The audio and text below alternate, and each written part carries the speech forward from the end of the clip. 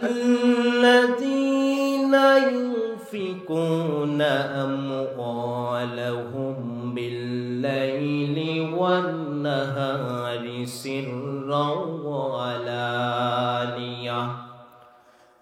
فلهم أجرهم عند ربهم ولا خوف عليهم ولا هم يحزنون الله أكبر আল্লাহ জানায়া দিলেন, বান্দা শোনো, আল্লাযীনা যেবা যাহারা ইউনফিকুনা আমওয়ালাহুম বিল-লাইলি ওয়ান-নাহার, তোমরা প্রকাশ্যে এবং গোপনে দিনের বেলায় এবং রাতের বেলায় যেখানে সময় পাও না কেন একমাত্র মহান মনিব আল্লাহ সুবহানাহু ওয়া তাআলাকে খুশি রেখে দান করো। সুবহানাল্লাহ বলবেন না? সুবহানাল্লাহ। আমাদের আল্লাহকে খুশি রাখার একমাত্র পয়েন্ট হলো, দেখেন, আল্লাহ সুবহানাহু ওয়া তাআলা বললেন, বান্দা শোনো, সিররা ওয়া আলানিয়াতি ফালাহুম আজরুহুম ইনদা রাব্বিহিম, যখন দান করবে একমাত্র কাকে খুশি করার জন্য বলেন? আল্লাহ। একমাত্র মহান মনিব আল্লাহ সুবহানাহু ওয়া তাআলাকে খুশি করার জন্য দান করব। এমন কি আল্লাহ পাক বলছেন আমাদের দানের ধরন হবে দুইটা। নাম্বার 1 হলো আমরা প্রকাশ্যে দান করতে পারি, আর একটা হলো গোপনেও দান করতে পারি। কয়টা? দুইটা ধারা একমাত্র। এর ভিতরে আল্লাহ বলল বিল্লাইলি ওয়ান নাহারি, তোমরা দিনেও করতে পারো রাতেও করতে পারো, কিন্তু দানের যে ধারা আছে ধারাবাহিকভাবে আছে, আল্লাহ পাক তা জানায় দিলেন। দেখেন, ওয়ালা খাউফুন আলাইহিম ওয়ালা হুম ইয়াহজানুন। দান করলে আমাদের কি ফজিলত হবে, কি পুরস্কার আল্লাহ পাক আমাদের জন্য, আপনার জন্য, আমার জন্য রেখে দিলে। আল্লাহ পাক বললেন, তোমার জন্য জান্নাত দান করে দেব। এই জান্নাতের কথা যদি বলতে যাই, দানের যদি শেষ পর্যন্ত নিতে যাই, সর্বনিচে হলেও আমাদেরকে বয়ানটা শুনতে হবে 1 ঘন্টার উপরে। কারা কারা রাজি আছি বলেন? শুনবেন? আলহামদুলিল্লাহ। আল্লাহ পাক আমাদের সবাইকে কবুল করুক। আমিন আমিন। আলোচনা শুনবেন? জি জি। আল্লাহ রাসূল সাল্লাল্লাহু আলাইহি ওয়াসাল্লাম বলেন, যখন আমার উম্মতেরা দান করবে একমাত্র আল্লাহকে খুশি করার জন্য, রাজি খুশি করার জন্য, সে আল্লাহ পাক যদি আমার প্রতি, আপনার প্রতি একবার খুশি হয়ে যায়, আল্লাহ পাক রব্বুল আলামিন বলল, বান্দা শোনো, আল্লাহ রব্বুল আলামিন কি জানায় দিয়েছে, আজরুহু ইনদা রাব্বিহিম, পুরস্কার তো তুমি নিবা। কি পুরস্কার? দান করেছো, দান করার পরিবর্তে তোমার কতটুকু বাড়বে না কমবে, আল্লাহ পাক সেটাও জানায় দিয়েছেন। কি দেন নাই? দিয়েছেন। দান করলে আমাদের কতটুকু বাড়বে, লাভ হবে না লস হবে, আল্লাহ পাক জানায় দিলেন। ইন তুবদুস সাদাকাতি ফানি'মা হিয়া ওয়া ইন তুখফুহা وَتُؤْتُوهَا الْفُقَرَاءَ فَهُوَ خَيْرٌ لَكُمْ। জোরে বলি আল্লাহু আকবার। আল্লাহু আকবার। আল্লাহ রাব্বুল আলামিন জান বলল, বান্দা যেমনি করে তোমাকে 2টা পয়েন্ট আমি আল্লাহ পাক দিয়ে দিলাম, এর ভিতরে একটা হলো প্রকাশ্যে তোমরা দান করবে। কিন্তু প্রকাশ্যে যখন দান করব, দানের ধারাটা কি এমন যে আমি মারহাবা নেওয়ার জন্য প্রকাশ্যে দান করব? এটা খুশি করতে হবে কাকে? আল্লাহ।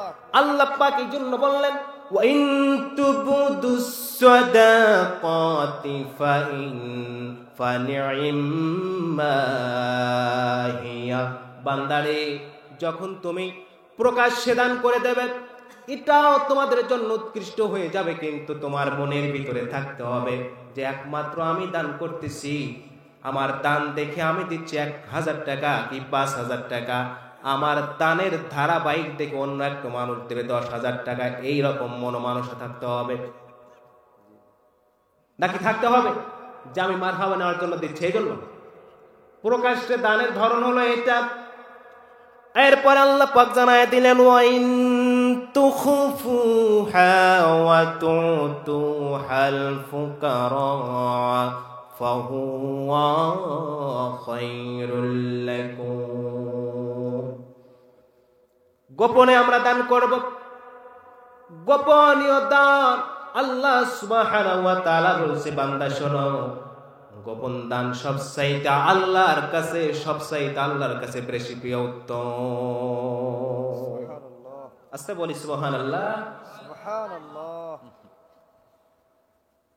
প্রিয় উপস্থিতি, আল্লাহ রাসূল সাল্লাল্লাহু আলাইহি সাল্লামের সাহাবারা তারাও কেমনে দান করেছেন। একদিন বিশ্ব নবীজি আমার মসজিদে নববীতে বসে আছেন, ভালো করে কান লাগান। তার জামাই হযরত উসমান জিন নুরাইন রাদিয়াল্লাহু তাআলা আনহু মসজিদে নববীর ভিতরে ঢুকলেন। ঢোকার পরে সালাম দিলেন, আসসালামু আলাইকুম ইয়া রাসূলুল্লাহ। লাব্বাইক ইয়া রাসূলুল্লাহ। বলছে উসমান, কেন এসেছো এই সময় বলো তো? বলছে ইয়া রাসূলুল্লাহ, আপনার কাছে আমি একটা দোয়া নিতে এসেছি। কি দোয়া? বলছে এত সম্পদ আমার এত বৃদ্ধি হয়ে গেছে, এই সম্পদটা যেন আমার এগুলা দেখাশোনা আমার খুব কঠিন হয়ে গেছে।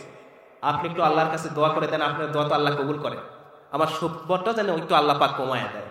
সুবহানাল্লাহ বলবেন না? আমরা কি তাই বলতাম? বলছে তুমি এমন কথা বললে? বলছে হ্যাঁ, আমার সম্পদ রাখা কঠিন হয়ে গেছে, আমি তো হিসাবই মিলাতে পারি না। বলছে উসমান শোনো, তুমি এমন কি আমল করো? তুমি খাবারটা যে খাও, খাবারটা কেমন করে খাও তো বলো তো দেখি, আমি তো কিছু দেখতে পেরেছি।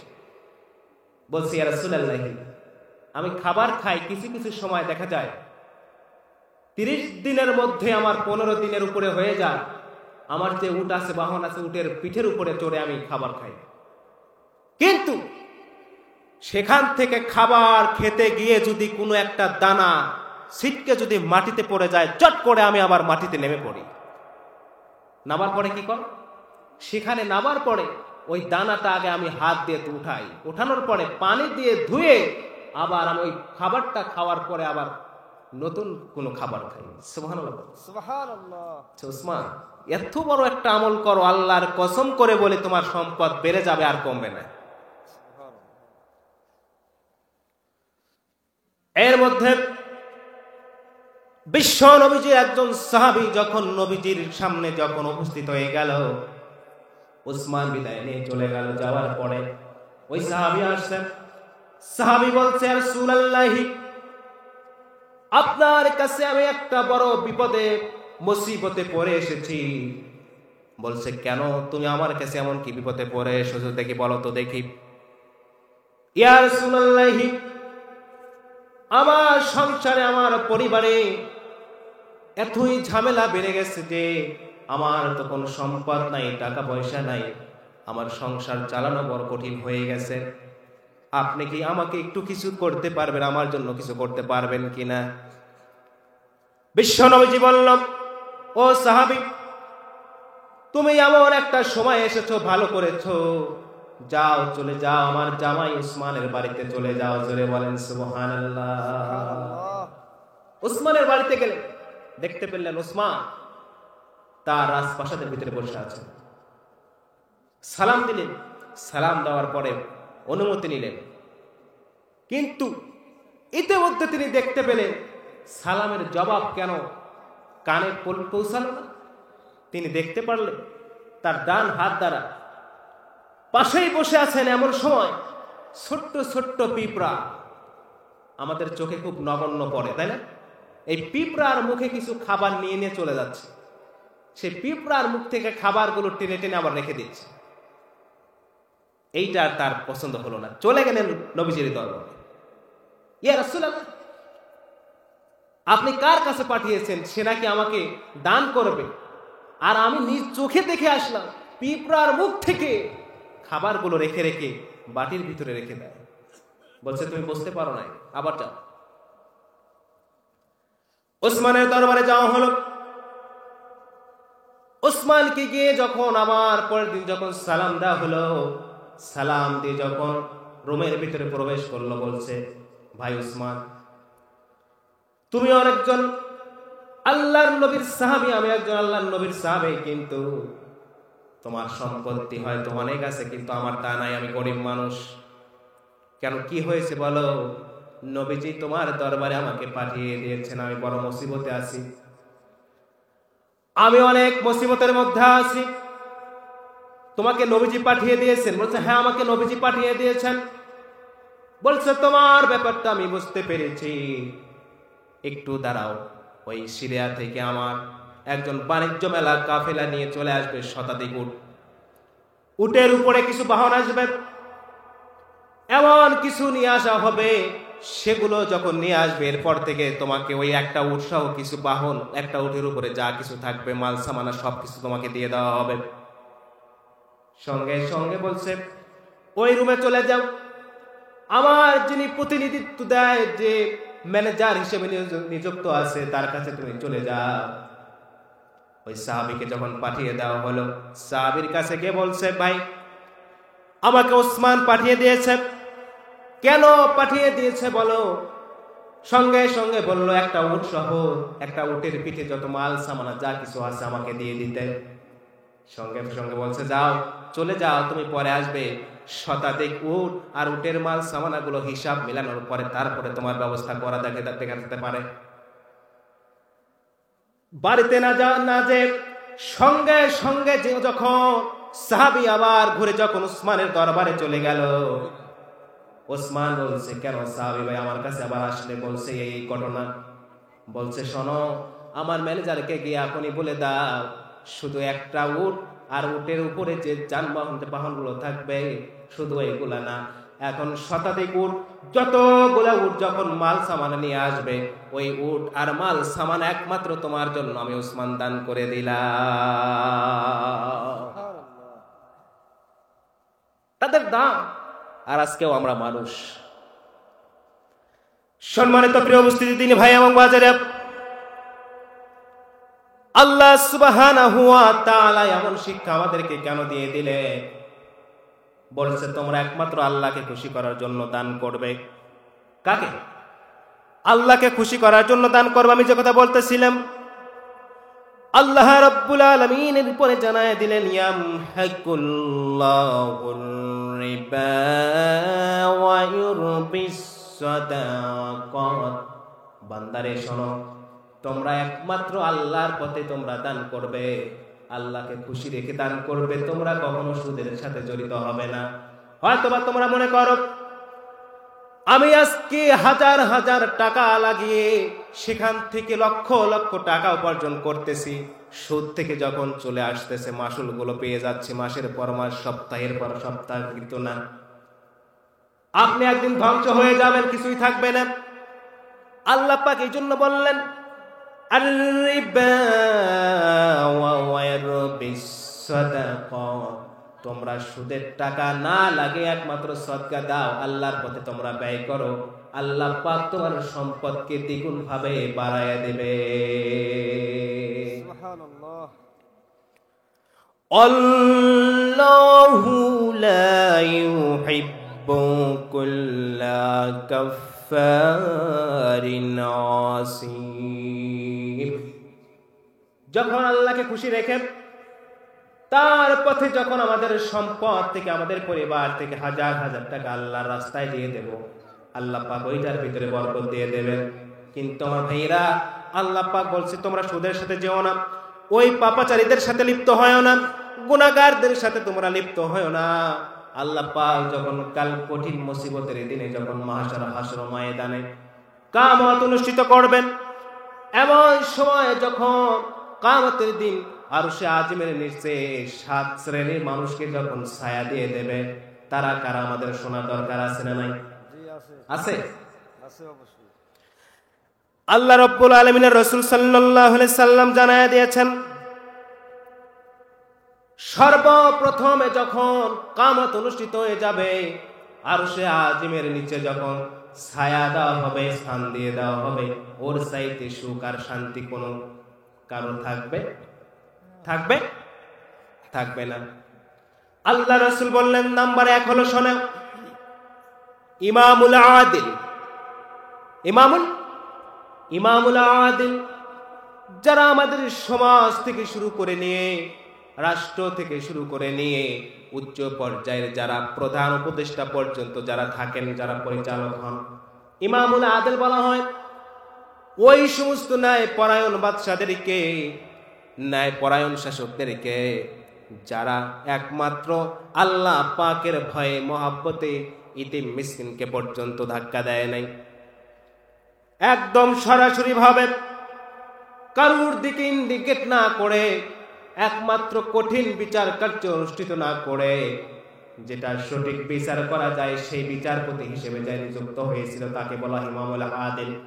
এমন ন্যায়পরায়ণ বাদশা আর এমন ন্যায়পরায়ণ শাসক যে হতে পারবে, আল্লাহ পাকের রাসূল সাল্লাল্লাহু আলাইহি ওয়াসাল্লাম বলল শোনো, একমাত্র আরশের নিচে যে স্থান পেয়ে যাবে সে হলো একমাত্র ন্যায়পরায়ণ বাদশা। আমরা কি এমন ন্যায়পরায়ণ বাদশা পেয়েছি? কথা বলে। কঠিন অবস্থা বানাতে হবে, ভুলের দিকে আমরা আর যাব না। এতদিন পর্যন্ত সবই তো দেখলাম, দেখছেন? আমার দিনী ভাইয়েরা, নাম্বার 2 হলো বিশ্ব নবী সাল্লাল্লাহু আলাইহি ওয়াসাল্লাম বলছেন, ওয়াশাব্বুন নাশা ফি ইবাদাতিল্লাহ। সূরা বলে সুবহানাল্লাহ, সুবহানাল্লাহ। একমাত্র যারা এই যে আজকে যুব সমাজ কর্তৃক আয়োজিত তাফসীর মাহফিল আয়োজন করা হলো, এই তাফসীর মাহফিলের যুব সমাজ যারা আজকে যুবক ভাইয়েরা বাবাজিরা যারা আয়োজন করলো, অ্যারেঞ্জমেন্ট করলো, নিজেদের প্রাণান্তকার প্রতিষ্ঠা চালিয়ে নিজেদের পকেট থেকে টাকা পয়সা দিয়ে অন্যের কাছ থেকে কেমন করে নিয়ে আল্লাহর পথে যারা ব্যয় করতে যায় আর নিজেদের যৌবনকাল একমাত্র আল্লাহর পথে রুজু করে দিতে চায়, এই সমস্ত যৌবনকালের যুবকদের আল্লাহ পাক রব্বুল আলামিন কাল কঠিন মুসিবতের দিনে আশ্রয় দিয়ে দেবে। আর সাহায্যের নিচে এর চাইতে আর কি চাই? যুবক সব করি আমরা, দোকানে বসলে, চায়ের স্টলে বসলে, বন্ধু বান্ধব নিয়ে ঘন্টার পর ঘন্টা পার করে দেয়। কিন্তু যুবকেরা শোনো, কামাই রুজি যা করছো, যে পথে ব্যয় করছো হবে না, ওখান থেকে আল্লাহ পাকের পথে তুমি মাল সামানা দিয়ে দাও, আল্লাহ পাক ওইটার ভেতরে তোমার বরকত দিবে। সুবহানাল্লাহ। আর এই সমস্ত যুবকদের জন্য আল্লাহ পাক কাল কঠিন মুসিবতের দিনে কিয়ামতের ময়দানে আরশে আজিমের নিচে স্থান দিয়ে দেবেন নাম্বার 2 নম্বরে। সুবহানাল্লাহ বলে। সুবহানাল্লাহ। আজকে যারা যুবকেরা আছে এই যুবকদের খাতায় নাম লিখিয়ে দাও, সাবধান। এই যে অহরহ মানুষ মারা যাচ্ছে, আমরাও চলে যাব, কেউ থাকার জন্য আসি নাই, আসছি কি? সবাইকে চলে যেতে হবে, 1 সেকেন্ডের কোনো ভরসা না। যাদের অন্তরটা সব সময়ের জন্য একমাত্র আল্লাহ পাকের মহব্বতে ভালোবাসায় ওই মসজিদের প্রতি লেগে থাকতো, আল্লাহ রাসূল সাল্লাল্লাহু আলাইহি সাল্লাম বললেন, কি বললেন দেখেন, ওয়ারাজুলুন কলবুহু, ওই সমস্ত যুবকেরা, ওই সমস্ত ব্যক্তিরা কি করবে সদা সর্বদা, মুআল্লাকুম, একমাত্র সদা সর্বদা ওই সমস্ত মসজিদের ইমামদেরকে স্মরণ করবে, মুয়াজ্জিনদেরকে স্মরণ করবে। আমাদের খাদেম যারা থাকেন, আমাদের প্রধান যারা থাকেন, একমাত্র তাদেরকে উদ্দেশ্য করে ফিল মাসাজিদ, একমাত্র তাদের ভরসা আল্লাহ পাকের মহব্বতে আমাদের মসজিদের প্রতি হামেশা সকল সময়ের জন্য বাধ্যতামূলক থাকতে হবে। আর যদি মসজিদের প্রতি আমার কোনো ভরসা নাই, মসজিদের প্রতি আমার কোনো মায়া মমতা নাই, নামাজের প্রতি আমার কোনো খেয়াল নাই, কোনো যত্ন নাই, ওই সমস্ত বান্দাদের জন্য আল্লাহর জান্নাতে কোনো স্থান হবে? জোরে বলেন, হবে? হবে না। আর আল্লাহ রাসূল সাল্লাল্লাহু আলাইহি সাল্লাম বলল, বান্দা শোনো, আমার উম্মতেরা শোনো, যাদের একমাত্র স্বয়ং সম্পূর্ণ রূপে 5 ওয়াক্ত নামাজের প্রতি যাদের একমাত্র মসজিদের প্রতি আগ্রহ থাকবে, ভালোবাসা থাকবে, ওই সমস্ত ব্যক্তিরাই মানুষের একমাত্র আল্লাহর জান্নাতে আরশে আজিমের নিচে আল্লাহ পাক স্থান দিয়ে দেবে। সুবহানাল্লাহ। নামাজের প্রতি আমাদের গুরুত্ব আছে। দাঁড়ান, আমি কিন্তু আলোচনা এখনো যাইনি, কেবল ধীরে ধীরে শুরু করতেছি। আমার প্রিয় মুসলমান দিনী ভাইয়েরা, আল্লাহ রাসূল সাল্লাল্লাহু আলাইহি ওয়াসাল্লাম নাম্বার 4 বলছে, যাদেরকে আরশে আজিমের নিচে যাদেরকে ছায়া দেওয়া হবে, স্থান দিয়ে দেওয়া হবে। ওয়ারাজুলানি তাহাব্বা ফিল্লাহি ইজতামাআ আলাইহি ওয়া তাফাররাকা আলাইহি। যাদের দুনিয়ার উপরে একমাত্র বিশ্বনবী বলেছেন, এমন এমন মানুষের সাথে তোমরা বন্ধুত্ব বানাবে, এমন এমন মানুষের সাথে তোমরা বন্ধু করবে। আল্লাহ রাসূল সাল্লাল্লাহু আলাইহি সাল্লামের সাহাবীরা কেমন করে তারা বন্ধু বানিয়েছিল, নিজেদের জীবনকে পরিচালনা করেছিল। তাদের জীবন আর আজকে আমাদের জীবন, আমাদের নিজেদের ব্যক্তিগত জীবনের সাথে মিলান কখনো সমান হবে না। আজকে আমাদের বন্ধুত্ব হয়ে যায় ওই যুবকদের যাদের টেন্ডারবাজিরা, চাঁদাবাজদের সাথে, যারা খুন করতে পারে, রাহাজানি করতে পারে, অন্যের হককে নষ্ট করতে পারে, জিনায় লিপ্ত থাকতে পারে। এই সমস্ত মানুষের সাথে আজকে যাদের আমাদের সম্পর্ক, বন্ধুত্ব হয়। কিন্তু আল্লাহ রাসূল সাল্লাল্লাহু আলাইহি সাল্লাম বলেছে, ও আমার উম্মতেরা শোনো, তাদের সাথে তুমি বন্ধুত্ব করো না। একমাত্র তোমার বন্ধু হবে তারা যারা একমাত্র আল্লাহ ভীরু। আমার বন্ধু হবে আল্লাহ, আমার বন্ধু হবে, আমার সঙ্গী হবে বিশ্ব নবী সাল্লাল্লাহু আলাইহি সাল্লাম, যে রাসূলকে ছাড়া আমরা কাল কঠিন কিয়ামতের ময়দানে পার পাবো না। পাবো না? পাবো না। আমার দিনী ভাইরা, এই জন্য আল্লাহ রাসূল বলল, বন্ধু বানাও এমন বন্ধু যে বন্ধু 5 ওয়াক্ত নামাজ পড়ে। বন্ধু বানাও এমন বন্ধু যারা ইসলামের পথে ধাবিত হয়ে যায়। বন্ধু বানাও এমন একটা বন্ধু যে জিনার সাথে কখনো লিপ্ত হয় না, মানুষকে সৎ কাজের প্রতি আহ্বান করে ডাকে, অসৎ কাজের থেকে যারা বাধা প্রদান করে, ওই সমস্ত বন্ধু বানাও। এই জন্য আল্লাহ রাসূল বললেন, যারা একমাত্র সত্যিকারের বন্ধু, আল্লাহকে ভালোবাসার জন্য যারা বানাবে, তাদের জন্য আল্লাহ পাক রব্বুল আলামিন কাল কঠিন কিয়ামতের ময়দানে আরশে আজিমের নিচে স্থান দিয়ে দেবে। সুবহানাল্লাহ। এরপরে আসেন নাম্বার 5। বিশ্ব নবীজি সাল্লাল্লাহু আলাইহি ওয়াসাল্লাম বললেন, ওয়ারাজুলুন তাল্লাবাহুম ওয়া আতুম জাআতুন সাবিউন ওয়া জামাআ ফাকালা ইন্নী আখাফুল্লাহ। এমন এমন যুবক আমরা আছি, দেখেন বিশ্ব নবীজি বলছে, যাদের সামনে সুন্দর চেহারা, রূপবতী চেহারার মানুষ যখন, নারীরা যখন এসে তাদের সামনে অত্যন্ত খারাপ ভাষায় যখন কথাবার্তা বলবে, প্রেমের প্রস্তাব দিয়ে দেবে, কিন্তু যুবকেরা সময় পাওয়ার পরে ওই সমস্ত দিকে যারা পা নড়াবে না, তাদের জন্য আল্লাহর আরশের নিচে স্থান আছে না নাই? এই জন্য আল্লাহ রাসূল বলল, ও যুবকেরা শোনো, তোমরা সুযোগ পাওয়ার পরেও যাদের প্রতি তুমি চোখ মেলাও নাই, যে নারী তোমাকে বেহানা পর্দায় তোমাকে লিপ্ত করতে চেয়েছে, কিন্তু ওদিকে তুমি যাও নাই, আল্লাহর প্রতি তোমার ভয় ছিল। আজকে ইউসুফ জুলাইখার প্রতি তাকায় দেখেন তাদের জীবনটা কেমন ছিল। বিশ্ব নবীজির পরে যার চেহারা, যার সৌন্দর্য, তার কার? ইউসুফ আলাইহিস সালাতু ওয়াস সালামের। এই জুলাইখা কি করে নাই? তার সৌন্দর্যের যে সকল কিছু যখন বাস্তবে, যখন রাজপ্রাসাদের ভিতরে ইউসুফকে ঢুকায় এনে যখন ধীরে ধীরে সব কিছু উলঙ্গ হয়ে গেল, বলছো, ইউসুফ আমাকে দেখে কি তোমার কিছুই মনে হয় না? তোমার প্রতি কি প্রেম ভালোবাসা কিছুই নাই? কিন্তু ইউসুফ ভয় করেছে কাকে? আল্লাহ।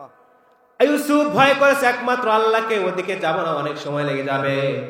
সুতরাং যুবকেরা, আমার দিনী ভাইয়েরা, বাবাজিরা শোনেন, আজকে যদি আমরা চোখের নিশানা যদি ওই দিক থেকে সরিয়ে নিয়ে একমাত্র আল্লাহর প্রতি যদি আমরা হয়ে যাই, আর নারীদের ওই বেপরদাহীন নারীদের থেকে যদি আমরা বেঁচে থাকতে পারি, একমাত্র আল্লাহ পাককে যদি খুশি করতে পারি, আল্লাহ রাসূল বলল, বান্দা শোনো, ও যুবকেরা শোনো, তোমাদের জন্য আল্লাহ পাক কাল কঠিন কিয়ামতের ময়দানে আরশে আজিমে ছায়া দিয়ে দেবে। সুবহানাল্লাহ। আমার দিনী ভাইয়েরা, আল্লাহ রাসূল সাল্লাল্লাহু আলাইহি সাল্লামের পরে বললেন, ওয়ারাজুলুন তাসাদ্দাকা আখফা হাত্তা লা তা'লামু শিমালুহু ওয়া মা তুনফিকু ইয়ামিনুন। আল্লাহু আকবার। একমাত্র কি করতে হবে? রাজুলুন তাসাদ্দাকা ফাহুল্লাহ, একমাত্র আমাদের দান করতে হবে। কার জন্য? পূর্বের আলোচনায় আমি ধীরে ধীরে ফিরে যাব আমার ভাইয়েরা। কার প্রতি দান করতে হবে? তাসাদ্দাকুল্লাহ তা'লামু শিমালুহু মা তুনফিকুনা বিয়ামিনিহি।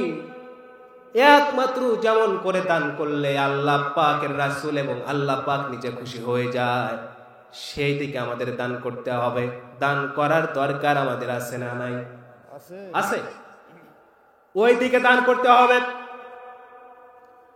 আল্লাহ রাসূল সাল্লাল্লাহু আলাইহি সাল্লাম বলছে, দান করলে তোমাদের জন্য 4টা ফজিলত, বড় বড় ফজিলত বলবো। 1 নাম্বার হলো যে দান করবে একমাত্র তার সম্পদ আল্লাহ পাক বাড়াইয়া দেবে, কমাবে না। সুবহানাল্লাহ। নাম্বার 2 হলো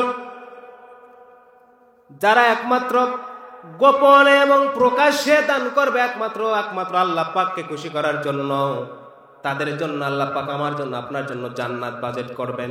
সুবহানাল্লাহ। নাম্বার 3 হলো এই দানের পরিমাণ দেখি আর মানুষকে যখন আপনি দানের প্রতি উৎসাহিত করবেন, ডাকবেন, সৎ কাজের প্রতি আহ্বান করলেন আর দানের প্রতি। আজকে এই যে মাদ্রাসা মাহফিল, আপনারা যদি মাহফিলে এসেছেন, অন্য ভাইদেরকে যদি বলেন আমি দিচ্ছি 500, আমি দিচ্ছি 1000, তুমি একটু 500 টাকা দান করে দাও, আমার জন্য তোমার জন্য কাল কঠিন কিয়ামতের ময়দানে এটাই নাজাতের জরিয়া হয়ে যাবে। সুবহানাল্লাহ। এই সমস্ত বান্দার জন্য জান্নাত। আমার দিনী ভাইয়েরা, আর আল্লাহ পাক রব্বুল আলামিন বলল, দেখেন, আল্লাযীনা ইউনফিকুনা ফিস সাররাই ওয়াদ দাররাই ওয়াল কাযিমিনা ওয়াল গায়দা ওয়াল আফিনা আনিন নাস ওয়াল্লাহু ইউহিব্বুল মুহসিনিন। জোরে বলে আল্লাহু আকবার। যারা একমাত্র সুখের সময় এবং দুঃখের সময় যারা একমাত্র আল্লাহ পাকের জন্য দান করবে, কোন সময়? একমাত্র সুখের সময় এবং দুঃখের সময়। সুখের সময় যখন সুখ এসে যাবে, বেশি বেশি করে দিতে হবে। কার জন্য? আল্লাহর জন্য। আমার কথা বোঝা যায়? জি জি। আল্লাযীনা ইউনফিকুনা ফিস সাররা, সুখ যখন এসে যাবে বেশি বেশি করে আল্লাহর প্রতি আপনি দিয়ে দেন। ওয়াদ দাররাই ওয়াল কাযিমিনা আফিনা আনিন নাস, আর দুঃখের সময় আপনি অল্প স্বল্প করে দেন, কিন্তু ওই অল্প দেবে আপনার মন যদি ভালো হয়, ঈমান যদি ভালো, ঈমানওয়ালা যদি হয়ে থাকেন, তাকওয়া যদি আপনার ঠিক হয়, আল্লাহ পাক দিবেন 500 টাকা, 5 লক্ষ টাকার সমপরিমাণ সওয়াব আপনার দিয়ে দেবে। সুবহানাল্লাহ। আর দান করলে পরে বিপদ মুসিবত সব কিছু কাটায় দেবেন একমাত্র আল্লাহ পাক রব্বুল আলামিন। আপনার ভিতরে যত বিপদ আপদ আসবে, মুসিবত আসবে, রাগ থাকবে, ক্রোধ থাকবে, সব কিছু যখন দূরীভূত হয়ে যাবে, আল্লাহ রাসূল সাল্লাল্লাহু আলাইহি সাল্লাম বলেছেন, সাদাকতু তুরাদ্দুল বালা, দান যখন করব আমাদের বালা মুসিবত সব কিছু দূরীভূত করে দেবেন কে? আল্লাহ। পরিবারে শান্তি চলে আসবে, অশান্তি চলে যাবে, আল্লাহ পাক ওই পরিবারের ভিতরে রহমত আর বরকতের সামানা নাজিল করে দেবেন। আস্তে বলি সুবহানাল্লাহ। আমার দিনী ভাইয়েরা, সাহাবারা কেমন করে দান করেছেন দেখেন। আল্লাহর নবীর একজন সাহাবী, নবীজি যখন তাবুকের ময়দানের দিকে যখন রওনা হয়ে যাবেন, এমন সময় নবীজির কাছে তেমন কিছুই নাই। নবীজি আমার যখন আবু বকরকে ডাকলেন, আবু বকর কোথায় আছো? ওমর কোথায় আছো? ওসমান কোথায় আছো? আলী কোথায় আছো? এমন করে করে যখন পর পর যখন ডাকা হলো, ডাকার পরে যখন আবু বকর উপস্থিত হয়ে গেল, এবার বলছে লাব্বাইকা রাসূলুল্লাহি, বলছে আবু বকর যাও, তাবুকের ময়দানে রোমানরা আমাদের ডাক দিয়েছে মুসলমানদেরকে পরাজিত করার জন্য। ওই তাবুকের ময়দানে আমাদের যেতে হবে, রোমানদের সাথে আমাদের লড়তে হবে। এই জন্য তুমি যাও, চলে যাও, বাড়িতে চলে যাও, যতটুকুন পারো আমাদের জন্য নিয়ে আসো। তাবুকের প্রান্তরে যাব, দান করো। হুজুর কি দান করতে হবে? দান করতে হবে এমন করে যুদ্ধের ময়দানে চলে যাব, আমাদের সামনে আমাদের কাফেলাগুলো চলে যাবে, আমাদের যে হাতে অস্ত্র শস্ত্র লাগবে কিছুই তো নাই, ক্রয় করতে হবে, কিনতে হবে, এগুলো দরকার। সুবহানাল্লাহ বলেন। সুবহানাল্লাহ। সঙ্গে সঙ্গে আবু বকর চলে গেল, ওমরকে হুকুম দিয়ে দিল, ওমর বাড়িতে চলে গেল, উসমান বাড়িতে চলে গেল, আলীও বাড়িতে চলে গেল। যাওয়ার পরে যখন আবু বকর যখন বাড়ি থেকে চলে আসলো, নবীজি আমার দেখতে পারল আবু বকরের হাতে এমন একটা পুটলি যখন নিয়ে এসেছে। এবার বলছে আবু বকর কি এনেছো? এবার আবু বকর বলছে ইয়া রাসূলুল্লাহি, বাড়িতে যতটুকু ছিল সবটুকু নিয়ে এসেছি, এখন বাড়িতে একমাত্র আপনি আর আপনার আল্লাহ পাক ছাড়া আমার বাড়িতে আর কেউ নাই। সুবহানাল্লাহ। ওমরকে ডাকা হলো, ওমর তুমি কি এনেছো? হযরত ওমর বলছে ইয়া রাসূলুল্লাহি, আমার যতটুকু ছিল আমি তার অর্ধেক বাড়িতে রেখে সে অর্ধেক নিয়ে এসেছি। ওসমানকে বলা হল, ওসমান বলছে ইয়া রাসূলুল্লাহি, আমার বাড়িতে যতটুকু ছিল 3 ভাগ করেছি, 1 ভাগ বাড়িতে রেখে এসেছি, 2 ভাগ আপনার কাছে নিয়ে এসেছি। আলীকে বলা হলো, আলী হচ্ছে বিশ্ব নবীজির সবচাইতে গরিব জামাই, ফাতেমা রাদিয়াল্লাহু তাআলা আনহার যার সঙ্গে বিয়ে হয়েছিল এমন মানুষ। আলীকে বলা হলো, আলী তুমি কি এনেছো? আলী বলছে ইয়া রাসূলুল্লাহি, আমার তো বাড়িতে তেমন কিছু নাই, তারপরেও যতটুকু এনেছি কিছুটা নিয়ে এসেছি, কিছুটা রেখে এসেছি। এবার যখন বলা হলো ঠিক আছে সবাই চলো, কাফেলাদেরকে নিয়ে যখন যুদ্ধের ময়দানে চলে যাচ্ছে, রওনা হয়েছে, নবীজির একজন সাহাবী দূর থেকে যখন লক্ষ্য করলো, দৌড়িয়ে গিয়ে বিশ্ব নবীজির সামনে গিয়ে সালাম জানালো। এবার বলছে নবীজি কি জড়ায়া ধরলেন, ইয়া রাসূলুল্লাহ, ইয়া হাবিবাল্লাহ, আপনার আবু বকর, ওমর, উসমান, আলী সবার কাছ থেকে আপনি অনেক অনেক অনুদান পেয়েছেন, দান পেয়েছেন, কিন্তু আমি একজন এত বড়ই হতভাগা মানুষ, আমি আপনাকে কিছুই দিতে পারলাম না। সেই সাহাবীর নাম হলো আব্দুল্লাহ যুল বাজদাইন। এই আব্দুল্লাহ যুল বাজদাইন যখন বলছে, ও আব্দুল্লাহ যুল বাজদাইন, বিশ্বনবী বলল যাও, ওই যে দূর থেকে একটা গাছ দেখা যায়, ওই গাছের সামনে গিয়ে দাঁড়াও, গাছের ওখান থেকে একটু বাকল নিয়ে আসো, ছাল নিয়ে আসো, একটা হাতে করে ঢাল নিয়ে আসো। হাতে করে যখন ঢাল নিয়ে আসা হয়েছে, ওই ঢালটা যখন আব্দুল্লাহ যুল বাজদাইনের হাতে যখন মোটার ভিতরে দিয়ে দেওয়া হলো, এবার বলছে, ও আব্দুল্লাহ শোনো, তুমি তো এমন কিছু দিতে পারো নাই, কিন্তু শোনো যতটুকু দিয়েছি এটা নিয়ে তাবুকের ময়দানে যখন তুমি রোমানদের সাথে মোকাবেলা করবে, ঝাঁপিয়ে পড়বে, কিন্তু আজকে তোমার জন্য আমি দোয়া করে দিলাম, আল্লাহ পাক এই ঢালের বিনিময়ে তোমাকে তাবুকের ময়দান থেকে গাজী করে ফিরায় নিয়ে আসবে। জোরে বলে সুবহানাল্লাহ। সুবহানাল্লাহ। আব্দুল্লাহ যুল বাজদাইন বলছে, ইয়া রাসূলুল্লাহ, আমি তেমন কিছুই দিতে পারলাম না, তারপরও আপনি আমার জন্য এমন একটা দোয়া করলেন, আমি চেয়েছিলাম শহীদ হয়ে যাব, আর আপনি আমার জন্য উল্টা দোয়া করে দিলেন। বলছে, আব্দুল্লাহ রে শোনো, তোমার মৃত্যু যদি সাধারণ জ্বরের ভিতর দিয়েও হয়ে যায়, আমি বিশ্বনবী আজকে বলে দিলাম, আল্লাহ পাক তোমাকে শাহাদাতের মওত হিসেবে গণ্য করেন। সুবহানাল্লাহ। ইসলামের প্রতি কত ভালোবাসা তাদের ছিল দেখেন, দান করেছে, নিজেদের যতটুকু ছিল সব দিয়েছে। আজকে কি তাদের সাথে আমাদের জীবন মিল আছে? আছে? আমাদের মনে হয় আজকে আমরা 5 লক্ষ থেকে দেখতে দেখতে 20 লক্ষ টাকার মানুষ হয়েছি। ছিলাম টিনের ঘরের ভিতরে, এখন আছি ছাদের ঘরে, এরপরে কখন বা 10 তলা হয়ে যায়, এই টেনশন নিয়ে আমরা থাকি, ঠিক কিনা? এই টেনশন করতে করতে দেখা যায় মানুষ ঘুমের ভিতরে শেষ। আসে না নাই? এই টেনশন ছেড়ে দাও, আল্লাহ পাকের প্রতি মহব্বতে ভালোবাসায় কিছু দান কর। আব্দুল্লাহ জুলবাজাদাই যখন কি করল, যুদ্ধের ময়দানে যখন চাপিয়ে পড়ল, যুদ্ধ করতে করতে যখন সেখান থেকে গাজী হয়ে যখন বাড়িতে ফিরে আসলো, বিশ্বনবীজির কানে 5 থেকে 6 দিন পরে যখন খবর চলে গেল, আবু বকর ওমর খবর দিয়ে দিল, ইয়া রাসূলুল্লাহ হাবিবাল্লাহ, আপনার প্রিয় সাহাবী আব্দুল্লাহ জুলবাজাদাই ইন্তেকাল করেছেন। কি ব্যাপার? আমার প্রিয় সাহাবী আব্দুল্লাহর খারাই কি হয়ে গেল? ইতিমধ্যে তো ভালো ছিল। আবু বকর রাদিয়াল্লাহু তাআলা বলল, ইয়া রাসূলুল্লাহ, যুদ্ধের ময়দান থেকে যেদিন ফিরেছে ওই দিন থেকে ফেরার পর থেকে তার গায়ে কিছু জ্বর ছিল। আল্লাহ রাসূলের দোয়া কবুল হয়েছে কিনা? সঙ্গে সঙ্গে বলা হলো, আবু বকর যাও আমার আব্দুল্লাহ জুলবাজাদাইর দাফন কাফনের কার্যক্রম ব্যবস্থা করে নাও।